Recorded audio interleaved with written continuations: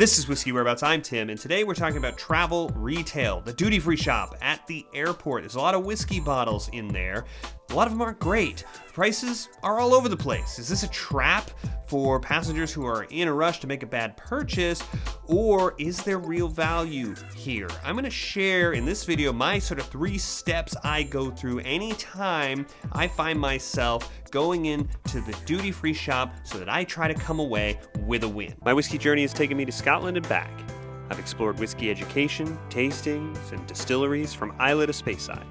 And now my journey continues here, with you, on Whiskey Whereabouts. When you're in the international terminal, it's the advertised, the duty-free retail outlet. It has spirits, it has a lot of other products, perfume, and the like. And it's supposed to be a place where you can get good value because you don't have to pay the duty that applies for purchasing that product in the sort of market, the location where you are. It's why you have to go through this sort of theater where they put it in a plastic bag and seal it, and you're not allowed to open it until you get to your final destination, all that. But duty-free travel retail whiskey doesn't really have a great sort of reputation here on Whiskey 2. On the Whiskey Lover Society channel, Gerd, he knows more about travel retail, I think, than anybody on Whiskey YouTube. He's a world traveler. He had a video not too long ago asking, is this a scam? If you're a beginner, if you haven't been to this shop before, the experience can be overwhelming. I have people talk to me about their experience saying, I went in, I'm completely overwhelmed. There's bottles everywhere. I don't recognize any of them. I don't know if these are good prices. I've got to do a conversion here to dollars. I'm in a rush. I'm supposed to catch a plane, but I feel like I'm supposed to dip in here because there's great value. And I end up either freezing and not buying anything, or playing it safe and just buying something that I already know. So the first problem here is that the prices are inconsistent. And what I mean by that is that a travel sort of retail duty-free shop in an international airport in another country may have whiskey available to you at a price that is better than what you can get at home, worse, or both.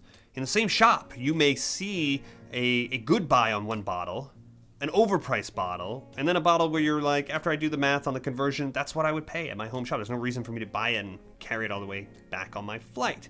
And that is why you can't sort of just step in and look at a really common bottle that you know, check the price, and say, oh, everything here is overpriced, because it's all over the place, in my experience, in these shops. The next problem is limited selection. If you go to the duty-free shop at an airport in Mexico, it's going to be filled with tequila and it's going to be very, very little Scotch whiskey. If you go to the shop in Edinburgh, it's going to be full of Scotch whiskey. Makes sense.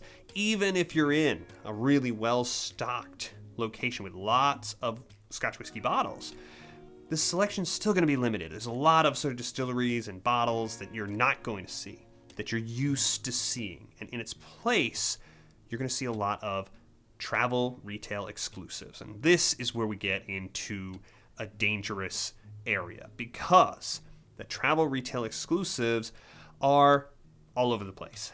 A lot of them are not up to the same quality level as the core range that you're used to from that distillery. You're going to see a lot of non-age statement whiskeys. You're left looking at some bottles that you probably wouldn't even consider if you're at your home whiskey shop, but now you're thinking, well, this is exclusive, this is the only opportunity I'll ever have to get this, and you may take a chance on a bottle that really doesn't measure up. So when I have the opportunity to visit the duty-free shop and look at the travel sort of retail market for whiskey, I do basically 3 passes over the shelves to see what is available. But before I do that, and I'm going to share my 3 steps, I do some homework before I visit the travel retail shop. So most of these big airport shops will have a website and inventory listed on the website. It may not be complete, but it's going to give you a good idea what's there. You just Google up the travel retail for the airport, the city that you're going to be visiting and passing through, and if you have the inventory in front of you, you can start checking prices. And you can look basically at what's available. You can look at the price, get a calculator up from the internet to convert the currency, and you can pull up a website or just visit your home shop to compare the prices to see what you're getting into. I like to do that. It just takes a few minutes while I'm sort of sitting before I'm, ready to go on my trip. It gives me an idea of what I'm walking into. I'm going to do a sort of virtual visit to the duty-free shop, and I'm going to try to pick a duty-free shop I know to be very well stocked with Scotch whiskey. So I'm going to use the Edinburgh Airport's duty-free outlet so that we can check out what's available and how the prices sort of check out. I start with step one, looking for bottles I already know and I'm familiar with. This is where I find the best potential value from travel retail exists. If I can buy a whiskey that I already know to be quality whiskey, and I am actually getting a substantial discount, then that's a win for me at the duty-free shop. So let's take a look around the virtual shelves here of the Edinburgh Airport Scotch whiskey inventory and see if we're going to get that type of value. One of the bottles I see listed here is the Glenmorangie Signet. This is sort of the high-end Glenmorangie sort of core range. It's not an age statement. It's very good quality whiskey, and it isn't cheap. It's pretty common. It's not hard to get, but it is not inexpensive. And I see it listed on the website at the time of this taping for £157. So that's about $209. That's a value. I would expect to pay here in the US between $250 and maybe even approaching $300 for that value. So that is a perfect example right there of what I am talking about in terms of knowing what I'm looking at, knowing the quality is there, seeing the value because I know what this should cost, either just by being familiar with the market or because I did my homework. That's a really good buy. Let's look around. Let's see. Is everything in the shop marked down in this way? We might be really filling up our cart here. And I'm going to look at another Glenmorangie just because it's on the same shelf. The 14-year, the Kinto Reuben. It's a good whiskey. I've reviewed it on the channel. And it is listed at about £64. So that's about $86. That's a bad price. Same shop, same distillery. That's about nearly $10 more than I would expect to pay at my home shop. There's no reason for me to overpay for that bottle. Let's look around here. Lagavulin 16-year, £65. It's about $88 or so. That's a good price. That's getting close to $20 or 20% off of what I would expect to pay. So if I were in the market for that whiskey and wanted to sort of reload that and have that on my shelf, that's a buy. That's value. Talisker 10-year, £53. That's about $71. That's about right to maybe good. Depending on your market, this one kind of fluctuates, so you need to know your market, how much you're expecting to pay. That's either close to what you're gonna get it for or a little bit less of a discount, so you've got good value there. I see the Wee Beastie listed for £39. $52, that's right on the money. That's a correct price. So we just took a short walk. These are just whiskeys that I'm pretty familiar with. I've reviewed a couple of them on the channel, and they are all over the place. Some good buys here, a bad buy, not maybe worth it, same money that I would pay. Next pass, maybe I am not finding that value there, and maybe I just want more bottles. So I'm gonna look now, second pass across the shelves, at travel retail exclusives from distilleries I trust. And that's important because when you walk in to the duty free, you're going to see a lot of travel retail exclusive bottlings. A lot of them are going to be non-age statement. You're not going to be familiar with them. There are not that many reviews like a normal official bottling. If you have a signal and pull up your phone and try to get a review, you may or may not find one. So you're kind of flying blind. So the first thing I'm going to do is look for a distillery that I have faith in. Second thing I'm going to do is apply the same sort of criteria that I've talked about on the channel before when I'm looking at a bottle that I'm not that familiar with, haven't had before, deciding if I want to take the chance and buy it. And I'm going to go through the criteria that show and indicate a quality and serious whiskey. Does it have an age statement? Is it 46% or higher ABV? Chill filtration? Is there color added? The usual criteria that we look at. A lot of the bottles in the duty-free shop are not going to meet those criteria. And so I'm going to focus on those that I see that might. And as I look around the Edinburgh duty-free shop, in our sort of virtual tour here, I see an intriguing bottle. It's a Laddie 8-year. Okay, so we got 8-year age statement, 50%, Bruichladdich, well-presented whiskey, and it's on sale. As I'm recording this, it's 25% off, so it's 35 pounds. It's $47. I haven't had this whiskey yet, but if I were standing there right now, instead of sort of imaginary shopping with you, that's a buy. 50% age statement Bruichladdich for less than $50. Another bottle that would catch my eye, Kilchoman. It's not age statement, travel retail exclusive, but Kilchoman does non-age statement whiskey, quality presentation. It's what they do, so that doesn't make me that nervous. It's 46%. It's the usual quality presentation from Kilchoman. It's 54 pounds, $72. That's a fair price for a quality 46% Kilchoman that I'd be willing to sort of take the chance. Does this measure up to some of the core range whiskeys? Is this going to be something in quality that's falling sort of below the Sinag and above the Maccaray? Let's find out.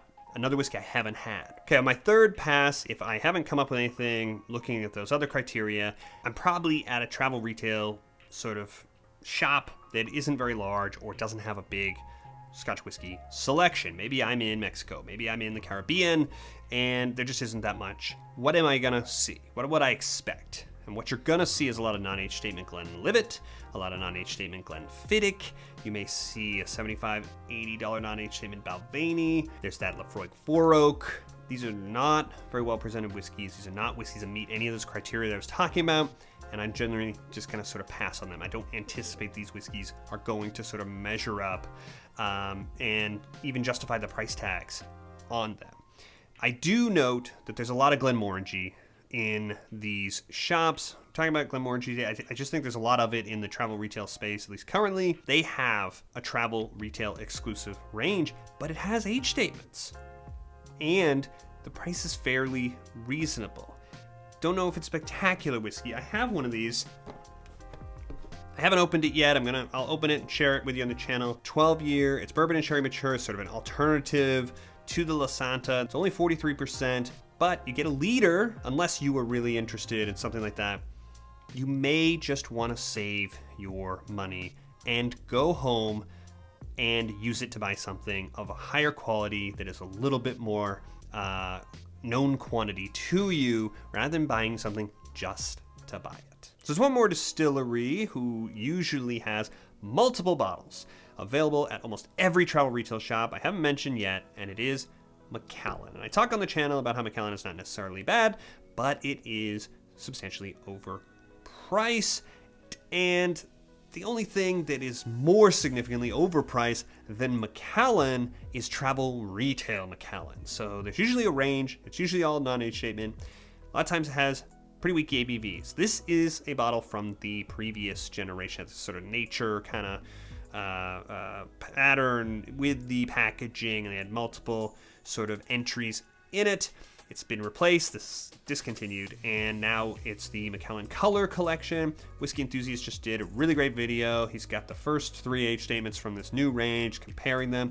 It's a fantastic video, so if you're curious about that, you should definitely check it out.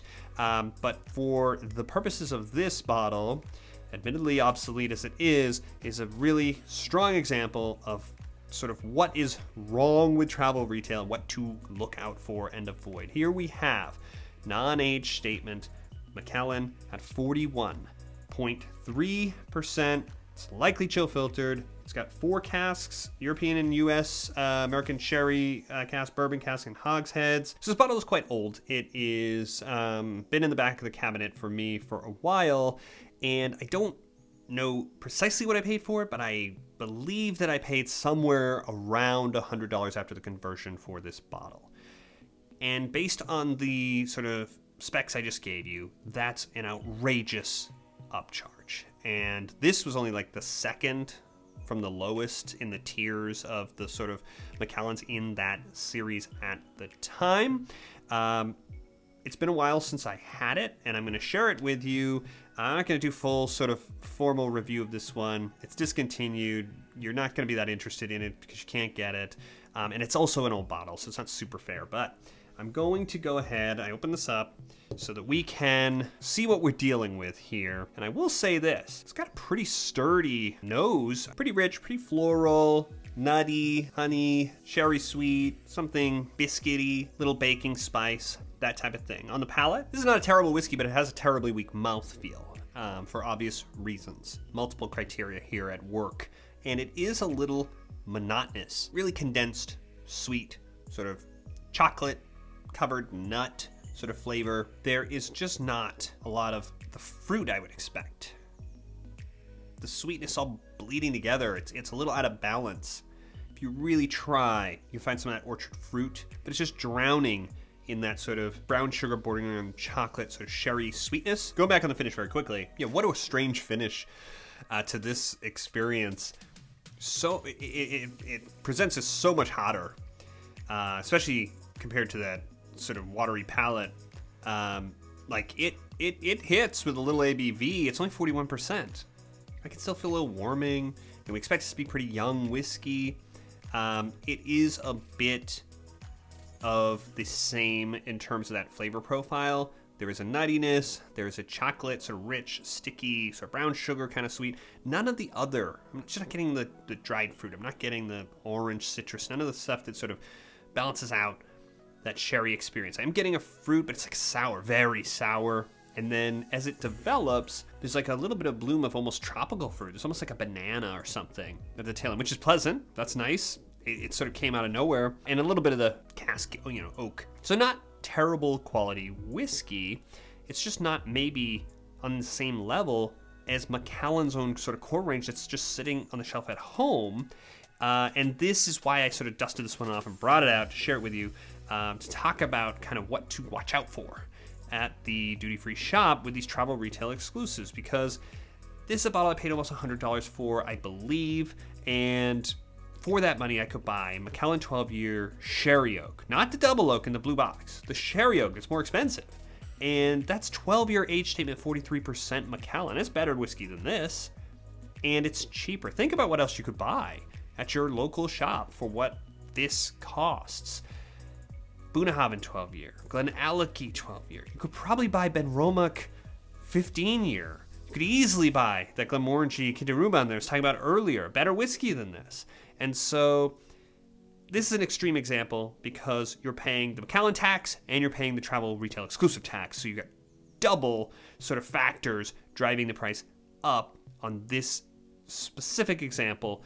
But when you're at the travel sort of retail shop, this is why I sort of use that criteria to walk through to try to come out with a win rather than overpaying for something that isn't terrible, but is nothing worth writing home about, let alone packing up and carrying home on an international flight. So I hope this was helpful to you. If you found it helpful, make sure you subscribe. You can press this big button right over here so you don't miss the next video coming out, and I will see you on the next one.